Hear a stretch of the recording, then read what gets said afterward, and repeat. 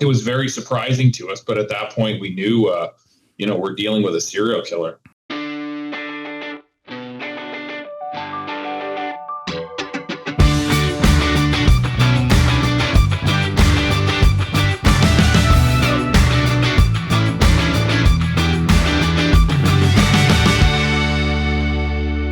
Back to Closer Look. It's Wednesday, December the 17th, 2025, with Michael Friscoletti, our editor-in-chief here at Village Media. I'm Scott Sexsmith. Okay, let's jump right in. A huge break in a major cold case in Ontario. Yeah, this made headlines all over the world, actually. Right. Police basically found a serial killer that for many decades they didn't even know existed through the latest in DNA technology.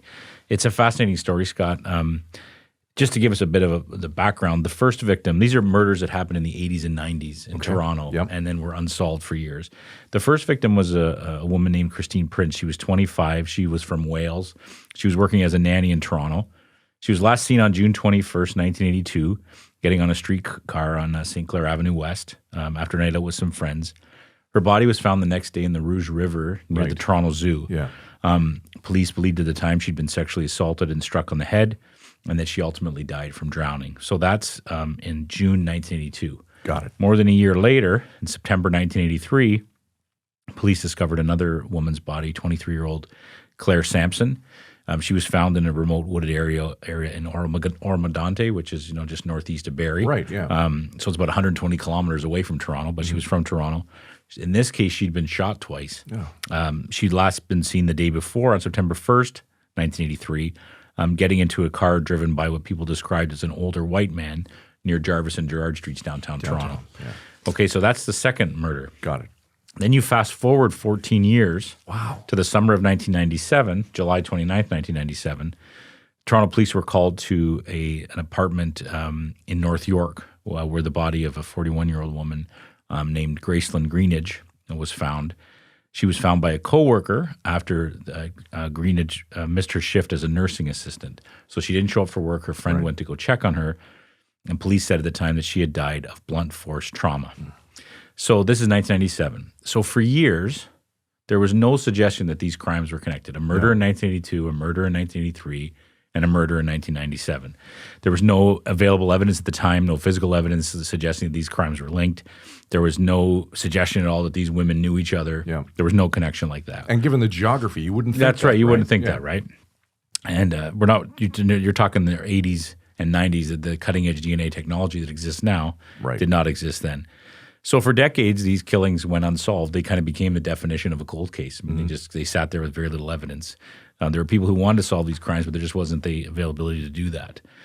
Then last week, the Toronto police and the OPP, really a bombshell break in the case, a major announcement. They had used an emerging technique known as investigative genetic genealogy to link all three murders to the same man, a guy named Kenneth Smith, who it turned out had died 6 years earlier in 2019 at the age of 72. He was living in Toronto at the time of the murders, but was living in Windsor when he died. Like I said, it's an unbelievable development because essentially police managed to unearth a serial killer that for years nobody even knew was around, that existed. Yeah. Because there was no suggestion that this was the work of a serial killer. It's an incredible story, not only because of the cutting-edge techniques that helped to make it happen, but because it finally gives closure to the people who love these three women, Christine, Claire, and Gracelyn. Yeah, exactly. I mean, you can imagine this is so many decades later. People would have passed on, the people who loved them the most. Some of them would have passed on. It's gone a lot of years have passed by. So as you can imagine, cold cases, when they're finally solved, generate a ton of attention. We think of Christine Jessup recently, where they found her killer. And this technique, this investigative genetic genealogy, has been used lately in some other high-profile cases. So tonight we're actually going to talk to one of the officers most closely involved with this case. His name is Detective Sergeant Steve Smith. He's with the Toronto Police Cold Case Squad, and he's agreed to come on and chat with us a little more about how this technique works and sort of how this case all came together. Detective Sergeant Smith, thanks so much for taking the time to talk to us tonight. We really appreciate it. Thanks for having me. Okay, I think the best way for people to fully understand how all of this came together is to go in chronological order. So can we start from the beginning? Can you tell us about these three women and what happened to them all these years ago? Absolutely. So in 1981, Christine Prince was a nanny from Wales. She came over here to work with a family in the downtown area. She was out with a few friends in the evening and was walking home to the home where she looked after the children. And she never made it that night. So we know that she had made it as far as the street. So she was walking up her street, and at that point she was intercepted and abducted. And the next thing that we knew, unfortunately, her body was found up by the Rouge River by the Toronto Zoo, way far away from where she was actually abducted. And had been sexually assaulted, beaten, and the cause of death was actually drowning from her being thrown into the river. So unfortunately, that was the first event. The second event was in 1982, and Claire Samson was out with friends on the street around Jarvis and Gerrard. She was picked up by a male in a vehicle, unknown, what their relationship was. We don't believe there was a relationship there, but she may have been looking for a ride to go somewhere at the time.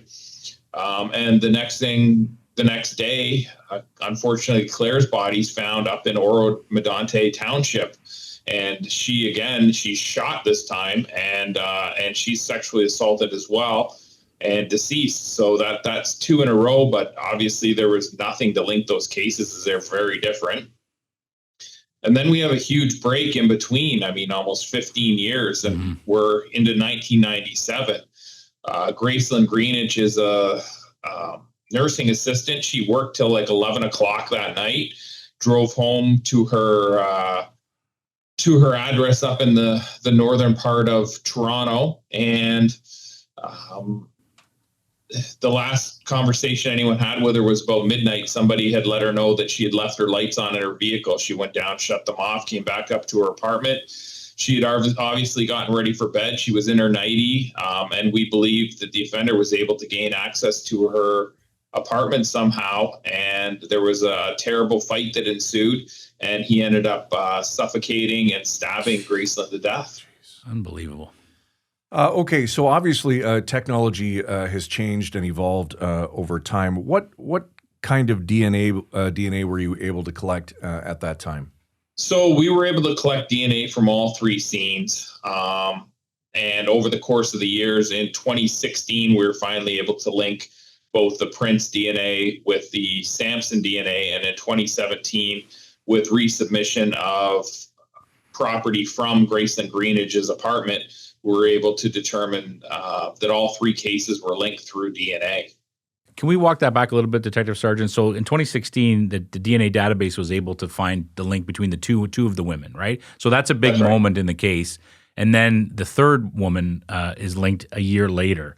At that moment, I don't want to pretend to know how this works, but that's a big moment after so many years, right? I assume when the officers working on this case are like, man, that's a huge break. No one could actually believe it. I mean, just the differences in the victimology and the years in between. Nobody predicted that these three cases would be linked. So when they were actually linked, we had to do a bunch of quality checks just to make sure that, the results were actually legitimate.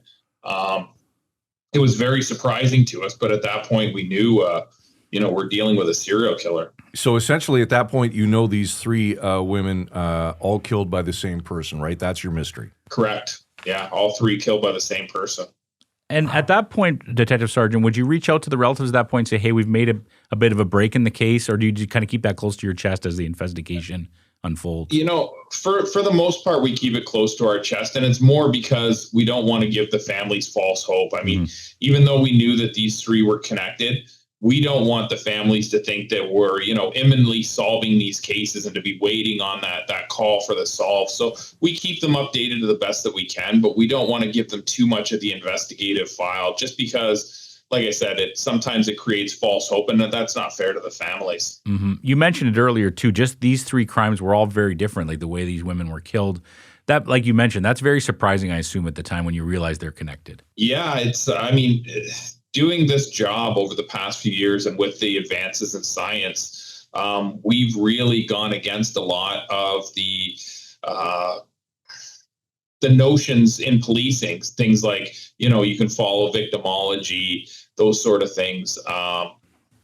Because everyone was different. Every murder type was different. Like there was nothing to ever say that these would have been, that there was anything that could have linked these three cases together. Mm-hmm. Another big step for the investigation was in 2022. You hired this U.S. company called Othram, or you work with them, and they specialize in this technique, this forensic genetic technique that we're going to talk some more about. What did that company do for you? How do they work? So basically, when we take DNA from a crime scene, we put it in what's called an STR format, or a short tandem repeat format. That's the best evidence for court. So that's basically your one-to-one matching. It's your 22 chromosomes. It shows everything that it shows everybody has their own unique STR profile. So once you have it, you have to find that one person in the world that matches up to that profile. So basically, you're looking for a needle in a haystack. And what we did with Othram was we sequenced the DNA in a different way, which is called a SNP format, or a single nucleotide polymorphism. Oh, yeah. And that's basically all your genes between your genes. So you can get up to 1 million SNPs, but it shows, hair color, eye color, skin color, the root population of where your family was, years and years ago. But it allows us to also use familial matching. So we can use those SNPs to say how related we are to anybody else in the world. So it allows us to actually build a family tree and lead us towards the offender.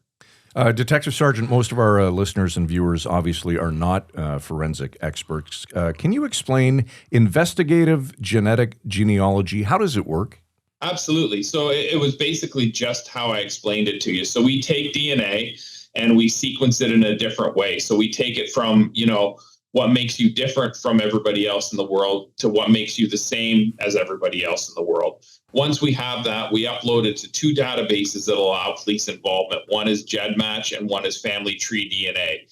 From there, they send us what's called a match list. It's basically, it's in terms of centimorgans. So that's how genetically related you are to anybody else in the world. So the only DNA that we have access to is our offenders. But what we receive is a centimorgan match of anybody that's uploaded to those systems that allowed police involvement. And we are able to build out family trees. We have to build back in time to find most recent common ancestors. And then once we build back to that, then we build towards our offender to show how those families, through the birth of children, are related to each other. It's better if we have matches on the familial side, or the paternal side and the maternal side.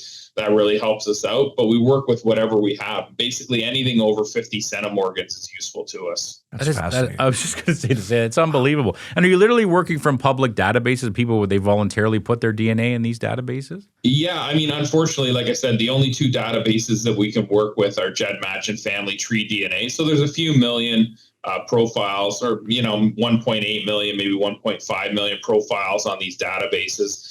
If we had access to something like Ancestry.com or whatever, there's 30 million profiles on there. We could literally solve every cold case in the world, but we don't have any access to those profiles. I want to ask you about that, but we'll do that later. Let's finish this train of thought we're at. I appreciate that. So at some point, would this take months and months? Like, how long does it take to put together a family tree? It's really dependent on how many matches we actually have. I mean, it could take you 5 minutes. It could take you 5 years. Wow. And certain ethnicities aren't as predominant on the websites. If you have Northern European in your offender, you've got a great likelihood of solving it fairly fast. If you have some sort of other ethnicities that don't upload to these databases, it could take a lot longer to solve the case. So was there a moment where someone slid something across your desk or sent you an email that said, "This is who we think this person is"?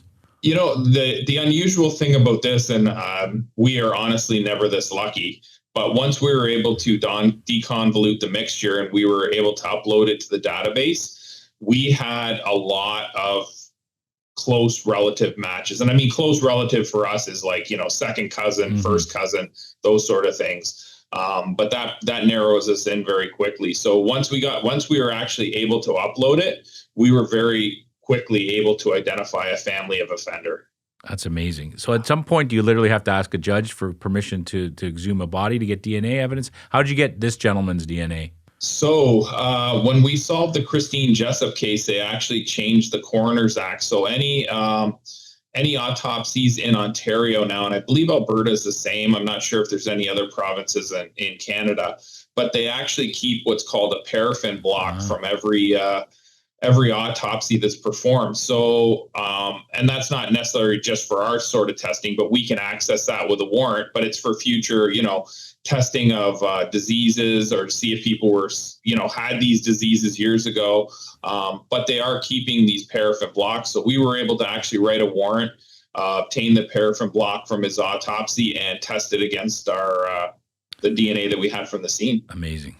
Now, on December 3rd, you conclusively identified Kenneth Smith as the killer. Can you even begin to describe that moment, finally discovering the truth after all that time had passed? Yeah, I mean, this was one of the cases that we were fixated on. I know both the OPP and our investigators, they wanted nothing more than to solve this case, just because it was so unique, and it was three vulnerable women minding their own business, and all three were taken, sexually assaulted, murdered viciously.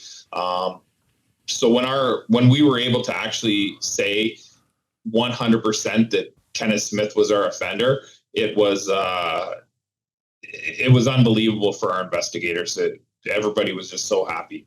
And then the phone calls to the family. What was the reaction? Yeah, I mean, the families were great, and they were great throughout all of this. I mean, I can't even imagine what it'd be like to have a family member murdered and have it be 20, 30, 40 years later and still no answers. So they were great about it. I mean, they were just thrilled that they could finally find out who actually did this. I mean, you have to think, when you have a family member murdered, imagine the suspicion that goes around. Was it their boyfriend? Was it a friend? Was it somebody in our family? Was it, right? Like, you don't know who you can trust. You don't know if you're standing beside the offender at any time. So even though we can't give them the why it happened, but we can give them the person that committed this, and it takes suspicion off everybody else that over the 40 years they may have, thought could have committed these acts. That's a great point. It does throw away the suspicion on people you may have thought were involved. That's a great point. Thank you for that. Is it a little bit bittersweet? I mean, we know that this person had passed away 6 years earlier. You're literally 6 years late in catching. Not that it's anyone's fault. That's how long this kind of takes. But did that bother you a little bit, finding out he had passed? He was already gone? Yeah, I mean, we would always like these people to have to face justice, right? To stand up there and either admit their guilt, or to try to, say why this was not them. And we could present our case, and they would have to actually be sentenced for their crimes. I mean, that's the ultimate goal in this, and it is unfortunate. But at least in the end, we're able to identify them regardless of whether we were able to try them or not.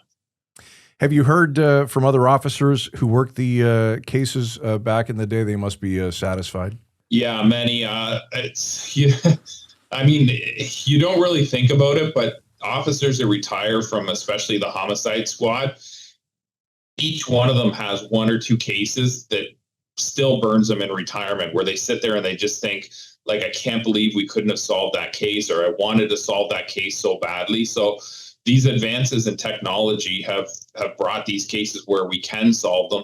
And the investigators that lived through this and worked this at the time are just thrilled that we're able to actually bring this to conclusion now. They wish they had been able to do it 30, 40 years ago.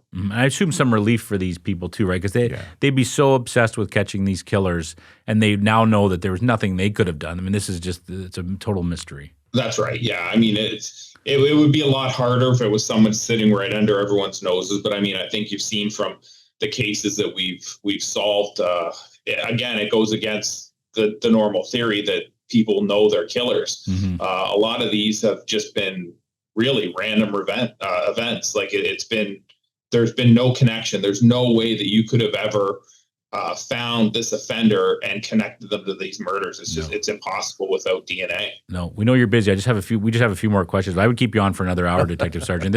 It's a fascinating topic, and we're going to talk about some other things. But have you given any thought to what you think was going through Kenneth Smith's mind in his final days on Earth? I mean, he lived with these crimes. Have you given thought to that? Yeah, I mean, we debate that in our office all the time. What these people are thinking, like, are they sitting there? Are they able to sleep at night? I mean, I wouldn't be able to sleep at night, but have they just put this out of their mind, like it never actually happened to them? Or, are they thinking about it every time they go to bed? Do they live this every day, or have they just put this completely out of their mind? I mean, in this case, I think this person, he had done it so many times. I think I don't know if it would have really bothered him. I mean, I think he may have enjoyed what he was doing, which is, I mean, sadistic to say, but, in the end, I just wish we knew what he was thinking. Yeah, no kidding. Let me ask you this. What have you learned about the killer? We know that he was born in South Porcupine, was living in Toronto at the time of the three murders. What else were you able to gather? Yeah, I mean, he moved around a lot. He lived numerous places in Toronto, I think 16 or 17 different addresses, wow, ranging from North and South Scarborough to northern Etobicoke, southern Etobicoke, High Park, a number of places downtown, Mississauga, Peel region, York region. I mean, he was all over the place. We know that he worked odd jobs. He had worked for a security company at one point as an office worker. He'd been a salesman for a couple of different furniture places. So he did work at times. He lived in a lot of different places. We've spoken to coworkers, people that knew him over the years. Nobody really suspected him of any of this. They thought he was an odd person, but nobody really even thought of this, that this would have been going on. Yeah. We also know that he was also convicted before these murders of a pretty brutal crime in Barrie in 1975, the rape and kidnapping of a 14-year-old girl. Were there other convictions along the way, either before or after these murders? So, yeah, there was so before the murders, there was that conviction for sexual offenses. There were some other sexual offenses as a youth. And then there was more convictions similar in nature between the murders, where he went back to jail for a few different terms. But a lot of the sexually based offenses were withdrawn. So he was convicted of more weapons charges and stuff, but it was all very similar MO in regards to his offenses. Here's a big question. I'm sure you've been asked this 50 times already, but there's a huge gap between that second murder in 1983 and the third one in 1997. Do you suspect that there are more victims here? There's a good possibility that there are more victims, yes. Now, I mean, he did spend a long portion of that in custody, so we can account for those years. But whether it's sexual assault victims and or murder victims, we're not really sure. It's when you look at his offenses, it's kind of bizarre how some of the women ended up deceased and others were kind of let go once they've been sexually assaulted. So we're trying to figure that out. We're trying to kind of put together a pattern and figure out some of the whys that, unfortunately, because we can't talk to them, are a little tougher to put together. Which is why you're obviously asking people who knew him to come forward and talk to you. That's right. And any little tidbit, I mean, may help us figure out what was going on at the time. How many cold cases are sitting on your desk right now, and how game-changing could this technology be for you and your team? Well, I mean, right now we have about 804 cold cases. That's just homicides to tack on. In Toronto, Detective Sergeant? Just in Toronto? Just in Toronto, yeah. Oh, God. Wow. Tack on unidentified human remains and cold case sex crimes, and we're, well into the thousands. But right now we have solved about 68 using this technology. We've put forward probably around 130 cases. We're looking at putting 28 to 36 more up this year. I mean, we've been lucky enough to have the support of the Ontario government. The Solicitor General's office has provided us with a grant to look after IgG testing for the entire province of Ontario. So it's a great, it's great to have that money and that grant money. It's allowed us to hire genealogists. It's allowed us to pay for testing. And we've proven that this works. Like, we're at close to a 50% success rate right now, which is, that before this came along, we were solving maybe one case every 5 years.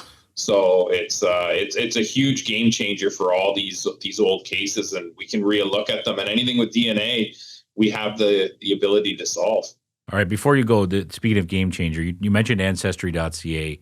Are there rules that you're not allowed to access their data? And are you in discussions with them? What's happened there? Yeah, so they're enforcing their terms of service, which means they have banned police from using anything on their system, which we never had access to their DNA or their DNA profiles anyway, so there was no risk of privacy. We are trying to have conversations with them. I know some of the groups we're involved with have reached out to them. I've reached out to them personally. I haven't heard back, unfortunately, but I'd just like to have a discussion. In reality, all we want is their research. I mean, that is what is big to us. And it's really open source research. It's just that Ancestry provides us like a Google search for genealogy. Mm-hmm. We can still do it. It's just we have to go to every open source on our own. So it's very time consuming, whereas Ancestry could save us a bunch of time. We could solve a lot more cases just by using their research. We have no interest in getting into their DNA or their DNA profiles. I mean, obviously it would be great, but that isn't allowed. And the people haven't consented to us using their DNA, so we would never ask for that. But all we really want to use is their research. All right, there's Detective Sergeant Steve Smith, who heads up the Cold Case Squad at Toronto Police Services. Detective Sergeant, well done to you and your team. Thanks for your time and happy holidays. Thank you.